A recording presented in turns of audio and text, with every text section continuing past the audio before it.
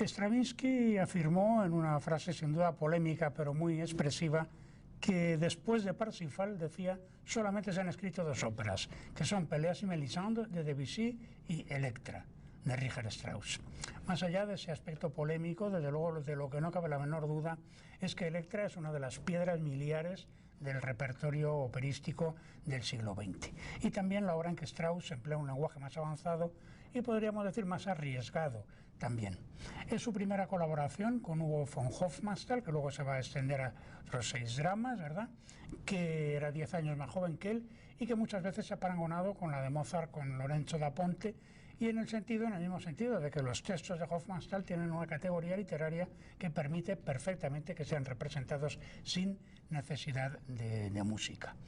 Hofmannsthal era considerado a finales del siglo XIX como, junto con George Trakl y con Rainer Maria Rilke, como el más importante poeta austriaco. Pero sufrió una fuerte crisis, viene del decadentismo, pero sufrió una fuerte crisis a final del siglo XIX, justo en el gozne del siglo XIX y el XX, y abandona la poesía por el teatro, es decir, abandona la lírica por la dramaturgia. Entonces ahí surgen una serie de tragedias, algunas de las primeras son tragedias de naturaleza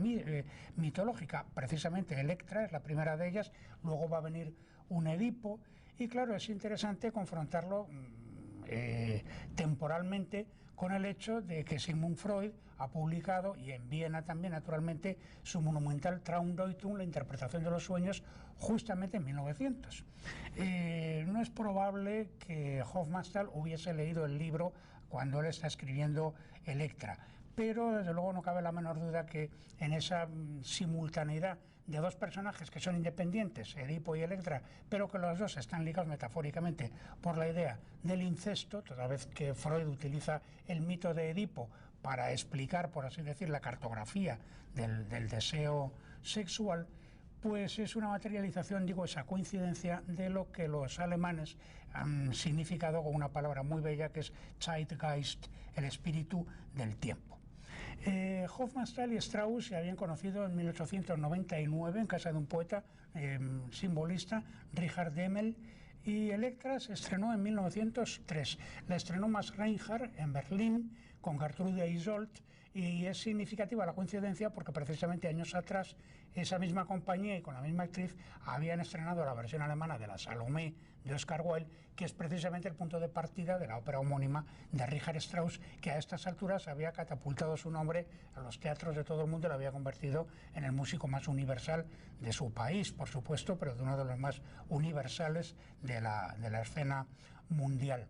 Entonces Strauss vio la producción de la obra de Hofmannsthal probablemente a comienzos de 1904, y en abril, en una fecha que no está muy determinada, o final de marzo también, se le escribe a Hofmannsthal pidiéndole permiso para utilizar el texto para una ópera, a lo que Hofmannsthal inmediatamente pues dio su aquiescencia, porque claro, para él le suponía, era importantísimo que el más importante músico de Alemania se fijase en un texto suyo, y comenzó de esta manera una colaboración que luego tendría otras consecuencias, porque Max Reinhardt, Strauss y Hofmannsthal serían quienes en el año 1920 fundaron el Festival de Salzburgo, que hoy se ha convertido en una referencia mundial, y que precisamente se inauguró con un auto sacramental de Hofmannsthal, que es Jedermann, que es justamente la obra con la que se sigue inaugurando el Festival de Salzburgo cada año. El tema de la familia de los Sátridas ha aparecido también en Esquilo, en la trilogía de Agamenón, las Cuéforas y las Euménides, y por supuesto en Sófocles, en la obra que lleva por título precisamente el nombre de la protagonista. Es en esta obra, en la de Sófocles, en la que Hofmannsthal afirma haberse inspirado o haber partido para su propia tragedia, pero ha hecho cambios importantísimos. El primero, y lógico, claro, es la supresión del coro, con lo cual, claro, el tiempo escénico se ha convertido en otra cosa por completo diferente. Segundo, ha reducido mucho el personaje de Orestes y todavía más el personaje de Pedagogo, le ha privado de toda esa componente épica, narrativa que tiene, ha suprimido la justificación de Clitemnestra, que es una frase que en Sófocles tiene mucha importancia, cuando en la escena que tiene con su hija, ¿no?, que esta es el centro de la ópera, precisamente en Sófocles, Clitemnestra dice lo siguiente: ese padre tuyo al que siempre lloras fue el único de los helenos que se atrevió a sacrificar a tu hermana a los dioses, refiriéndose al famoso sacrificio de Ifigenia frente al altar de de Artemisa. En Sófocles, Clitemnestra es un personaje que también tiene sueños, que también tiene terrores nocturnos, pero porque ha tenido un sueño en el que se le aparece a Agamenón, que Agamenón ha clavado su cetro en el centro del palacio y de allí ha brotado un gran árbol cuya sombra oculta todo Micenas. Y entonces Clitemnestra está haciendo sacrificios en el altar de Apolo Licio para saber si aquello es un presagio bueno o nefasto. Mientras que en el caso de Hofmannsthal, Clitemnestra es un personaje absolutamente atormentado por el remordimiento, horrorizado, que no puede dormir y que trata de obtener de Electra pues la confesión de un sacrificio monstruoso que fuese necesario hacer para poder prescindir, hacer desaparecer pues ese terror que la tiene completamente angustiada. Finalmente, en Sófocles Electra no muere, y en la ópera sí, en la ópera muere en una especie de gran danza orgiástica con una música salvaje que en realidad es un vals. El tercer personaje es una ópera de mujeres, es Crisotemis, que es la otra hermana, que afirma que quiere tener una vida de mujer sencilla, quiere tener hijos, y entonces incluso tratando de aplacar la ira de su hermana de Electra, en Sófocles tiene una frase que también ha desaparecido en Hofmannsthal, y es una frase muy hermosa cuando le dice: nuestro padre sabía perdonar, y entonces Electra le contesta una frase tremenda en Sófocles: esas palabras son buenas para ser aplaudidas por los cobardes. En definitiva, en Hofmannsthal y por supuesto en Sófocles también, pero sobre todo en Hofmannsthal, Electra es la personificación de la culpa de los otros personajes. Es la mirada amenazadora, la mirada escrutadora que está constantemente enfrentando a los otros personajes con la culpa por el parricidio, por el asesinato de Agamenón. Y en ese sentido, en el texto de Hofmannsthal, en la ópera, por tanto, hay muchas referencias a la mirada de Electra. La más significativa de las cuales la dice al comienzo una de las criadas cuando canta aquello de Niemand is here in house, der ihren Blick aushält, refiriéndose a la mirada de Electra, ¿no? Nadie en esta casa puede sostener su mirada. Strauss había puesto en contacto con Hofmannsthal en 1906, a final de marzo o principio de abril, no sabemos. Obtiene inmediatamente el permiso para empezar a trabajar sobre Electra, cosa que hace en junio de ese mismo año, en el año 6. Pero no acaba hasta el 22 de diciembre de 1908, entre otras cosas por los estrenos sucesivos de Salomé en diversos coliseos europeos con enorme éxito y las diversas giras de conciertos que tiene que hacer por todos los países de Europa, a España también en concreto.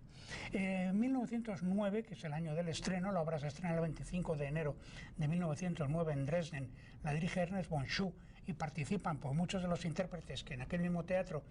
habían estrenado también Salomé 5 años atrás. Y ese año 9, digo, es crucial porque es el año en que Schoenberg escribe las primeras obras atonales de la historia de la música, que son las 3 piezas opus 11 y luego ese gran monodrama que es Erwartung, aunque se estrenará muchísimo más tarde. Y es el mismo año 1909 en que Kandinsky realiza las primeras pinturas abstractas de la historia. Entonces es importante señalar esto porque eso está poniendo de manifiesto que Electra es una obra en la que Strauss en ese instante está literalmente en la punta de lanza de la vanguardia más radical. Curiosamente, la obra solo tuvo en el momento del estreno eso que los franceses llaman un succès d'estime, o sea, pues una especie de acogida cortés, pero no entusiástica. Probablemente causó más sorpresa y más desconcierto que otra cosa. Se estrenó inmediatamente como en una docena de ciudades alemanas y austríacas. Se hizo en Múnich, en Frankfurt, en Berlín, en Viena, en Graz, en Colonia, en Hamburgo. Y sin embargo el gran éxito no llegó, curiosamente, hasta que la obra no se hizo en la Scala de Milán en ese mismo año 1909, pero ya en el mes de abril, cantada por supuesto en italiano. Me refiero a la versión de la Scala. Y a partir de ahí sí, la obra empieza a tener un recorrido mundial y un éxito mundial que no ha hecho sino crecer con el paso del tiempo. Al referirse a Electra, un eminente crítico francés, Max Poirier, escribió aquella frase famosa de que es música en estado salvaje. Y efectivamente así sucede. Es una música de una intensidad, de una vehemencia dramática sin parangón, pero también de un lirismo exacerbado. En su conjunto, por esos violentísimos contrastes que existen, podríamos perfectamente decir que Electra es uno de los más acabadas muestras, de los más acabados ejemplos del expresionismo el expresionismo artístico, pero referido concretamente a la música. Y de hecho ese tema de la tonalidad a la que antes me he referido está perfectamente expresado en el monólogo de Clitemnestra, algunas de cuyas partes es imposible encontrar una tónica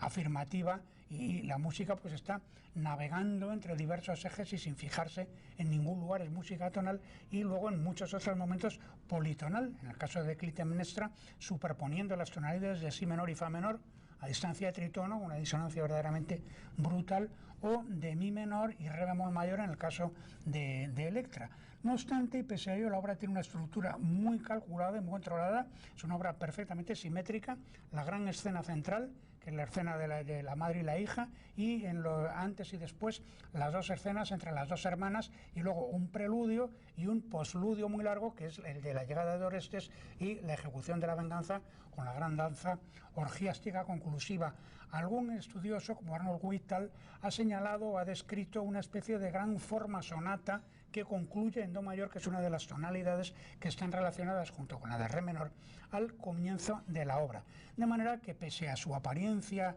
absolutamente imposible de una estructura aparentemente imposible de comprender, sin embargo es una obra muchísimo más calculada desde el punto de vista formal de lo que a simple vista pudiera parecer. Por otra parte, es una obra construida según el sistema wagneriano del leitmotiv, el principal de los cuales es el tema que está ligado al nombre del padre, al nombre de Agamenón, que es lo primero que se escucha en la obra y que es como una especie de gran hilo rojo sangriento que recorre todo el texto de punta a cabo. Utiliza Strauss aquí la mayor orquesta jamás empleada hasta entonces en un foso de ópera, y por supuesto la más grande que él mismo empleó. Es una orquesta con las maderas a 4, con 8 trompas, con 7 trompetas, es la misma orquesta con la que se hace en estas representaciones, con 4 arpas, con Heckelfon, con 2 timbaleros, con 5 percusionistas y con 68 instrumentos de cuerda. Posteriormente redactó una versión con una orquesta más pequeña, con una orquesta con las maderas a 3 y 4 trompas, pero será la versión grande, la versión primitiva, la que escuchemos, la que se escucha en esta ocasión. La puesta en escena es de la dirección de Klaus Michael Gruber, y con unos decorados y con unos figurines de uno de los más grandes pintores alemanes de los últimos medios de la segunda mitad del último siglo, que es Anselm Kiefer, que ha situado la obra como en una especie de ruinas industriales para destacar ese aspecto intemporal que posee el texto y al mismo tiempo enfatizar el sentido de la catástrofe que caracteriza toda la obra.